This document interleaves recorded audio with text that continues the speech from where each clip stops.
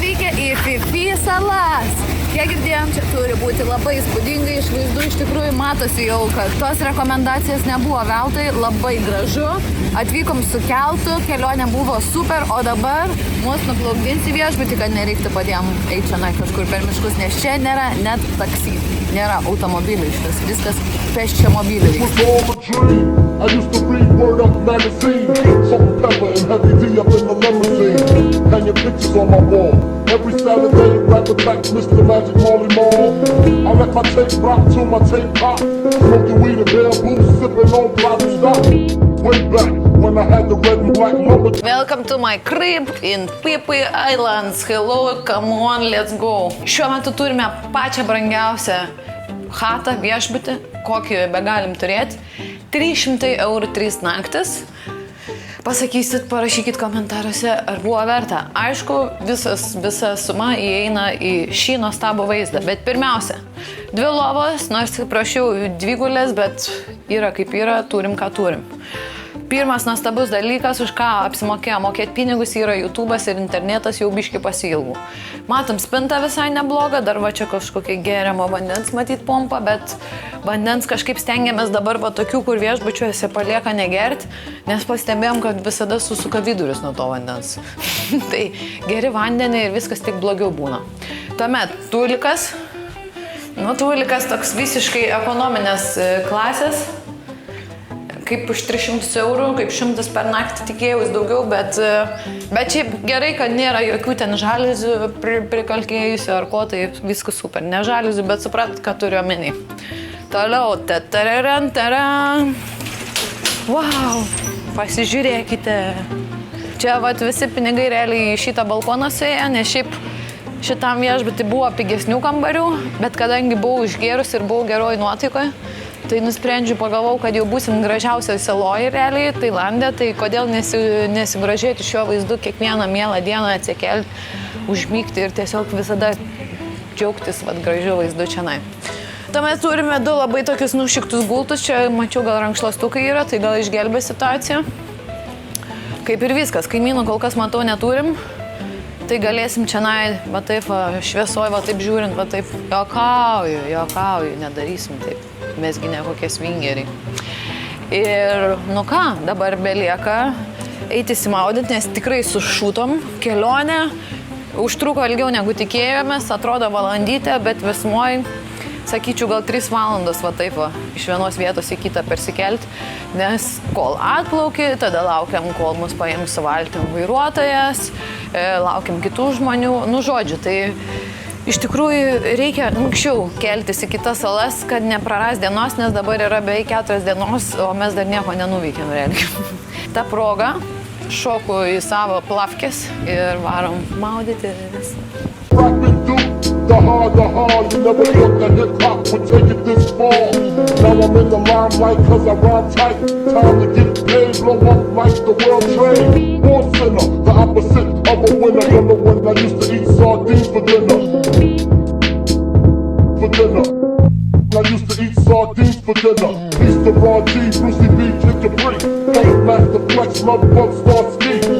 I'm blowing up like you thought I would. Call the Crips, same number, same hood. It's all good. And if you don't know, now you know, nigga.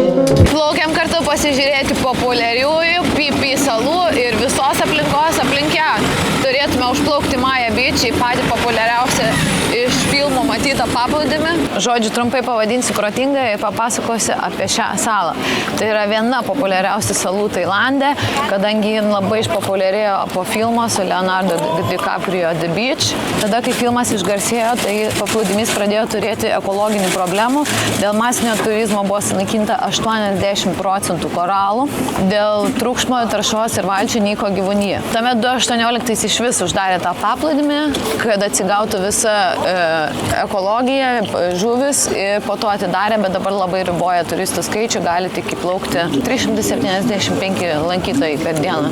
Šiaip iš tikrųjų norėjom gal nueiti ant paplūdimio, bet kainavo dar 800 batų, nežinau kiek čia, apie 20 kažkeli eurai. Ir kaip matom, net žmonės negali kojų merkti, tai tik realiai pasivaikščioti. Kažkaip nusprendėm tiesiog pasnorkelinti va čia va šalia. Už Lietuvą, vyrai!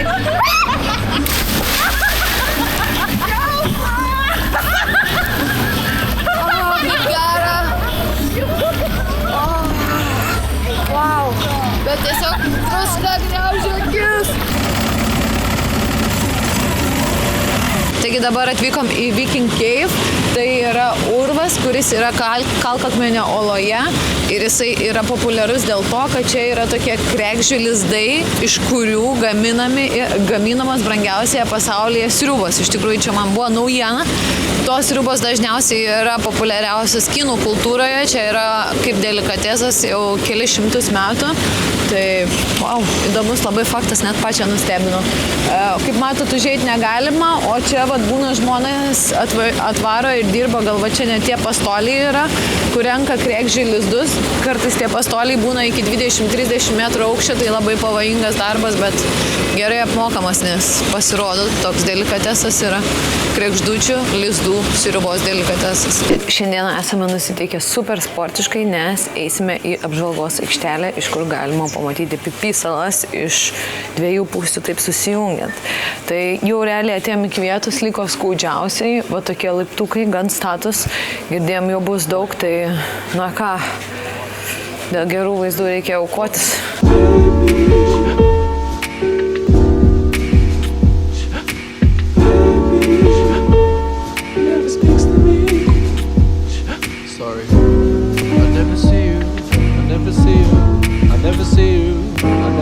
Sunkiai, bet atvykome į apžvalgos aikštelę, tai čia yra Viewpoint 2, apačioje buvo Viewpoint 1, tarp jų yra kokių 5-7 minučių skirtumas, bet tikrai paeiti yra kur ir gan status laiptai. Tai jeigu planuoja čia ateiti, apskaičiuokit savo jėgas. Šiaip tikrai sunku, bet nėra, kad neįmanoma. Biški pasidarant pertraukėlės, tikrai viskas super. O vaizdas atsiveria tikrai gražus, yra pora kavinukių, eisim, man atrodo, atsigaivinti, nes sušylam tai baisiai. Dar 5 minutės. You can find me in the jungle, bitch. In the jungle, bitch. King of the jungle. Fuck being humble. You can. Sveiki atvykę į Kopanganą! Kelionė buvo ilga, išvažiavom 10 ryto, iš Pipy salų išplaukėm speed katamaranu, plaukėm apie valandą, tada įsėdam į mikriuką, tada mikriukas nuvežė iki autobuso, autobuse tada praleidom apie 3 valandas, tuomet atplaukėm į prieplauką ir dabar jau persikėlėm su keltu normaliu ir jau esam Kopangane. Kelionė, sakyčiau, buvo ilga apie 6,5 valandos, bet neprailgo, tikrai kažkaip vis pakeisdavom aplinką, pakeisdavom automobilį ar keltą, pasivaikščydavom, parduotuvėtės buvo tūlikas, tai iš tos pusės nesijaudinkit, kad ir skamba labai ilgai, tikrai kelionė neprailgta, o dabar atvarėm į Kopanganą, mūsų viešbutis yra už kilometro, kas keista, kad čia yra debesuota ir balų yra pilna, pas mus lietaus realiai nebuvo, gal 5 minutės ar 10 buvo palyja. Tai nežinau, kur mes čia atvarėm, ar nepradėsim gailėtis tikrai.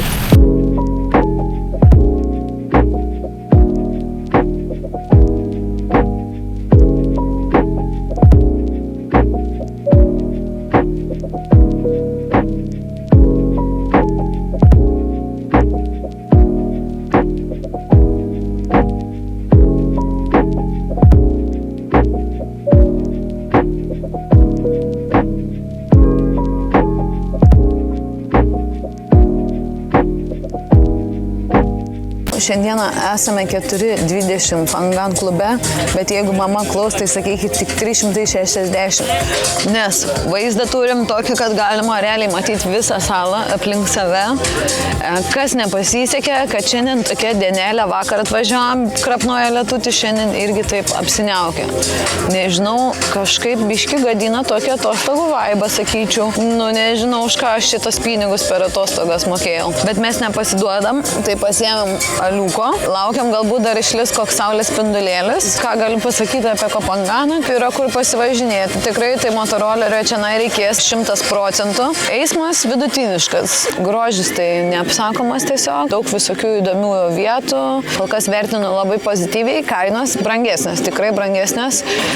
Čia palyginus su tuo, ką turėjom anksčiau, tai maistas realiai vos ne kokį 2 brangiau, kiek matėm. Masažas, krabik galėjom pasidaryti daryti už 300, čia be 400 net nėra kalbos. Tai va, tai tokie savi pliusai, savi minusai. Tikėkime, kad pragiedrės, kad atsiras saulutė, tada bus super iš vis. Ai, bevažiuojant į restoraną su motoroleriu, prieš kelias metrus išliaužė gyvatę.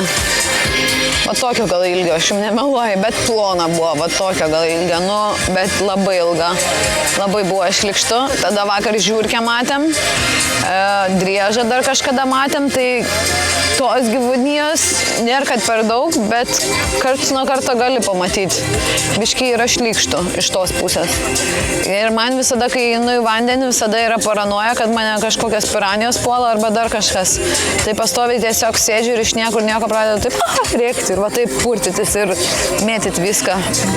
O tada pasižiūriu, kad dažniausiai tai koks lapas būna nukritęs arba šiukšlė, bet tokioj įtampoje reikia gyventi.